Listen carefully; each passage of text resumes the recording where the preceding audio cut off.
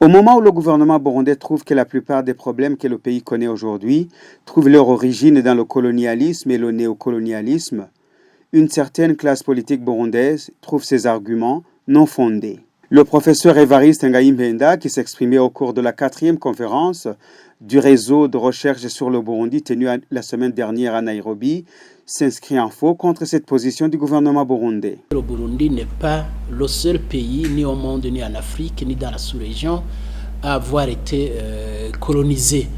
Je crois qu'il y a des pays qui ont acquis leur indépendance beaucoup plus tard que le Burundi, mais qui essayent de s'en sortir. Donc, je crois que le monde ne nous comprendra pas. Moi-même qui suis burundais, je ne comprendrai pas que nous continuions toujours à accuser les puissants, les anciennes puissances coloniales comme étant à l'origine de nos malheurs ou de nos divisions. Ce discours est nouveau et non seulement il est nouveau, mais il apparaît à un moment où le Burundi entre dans une période de turbulence, de difficultés qui essentiellement ont pour origine un contentieux électoral. Ce discours est entretenu par des organisations ou des acteurs qui, jusqu'hier et jusque précisément en 2015, entretenaient de bons rapports avec ces forces néocoloniales qui les dénoncent, lesquelles forces les avaient d'ailleurs aidés à devenir ce qu'ils sont devenus. Donc, il y a là un retournement d'alliance assez déroutant.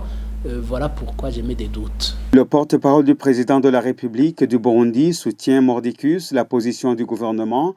Pour Jean-Claude Karegwa-Ndenzako, le Burundi subit amèrement les séquelles du colonialisme. Il est vrai que le discours du chef de l'État, le message à la nation du 30 juin 2019, fustige le colonialisme, l'impérialisme ou le néocolonialisme, si vous voulez, sous la forme la moins voilée du monde. Toutefois, quelqu'un qui a bien lu ou écouté le message à la nation du 30 juin comprend aisément que le chef de l'État ne parle que des colons. On peut dire sans se tromper qu'il y a des séquelles du colonialisme sur le plan politique, social et économique qui proviennent, qui sont pour nous l'héritage que nous ont légué ces colons-là. On essaie de se battre jour après jour, on essaie de consolider notre indépendance, mais vous comprenez que cela ne se passe pas en une journée ou en une année, mais on peut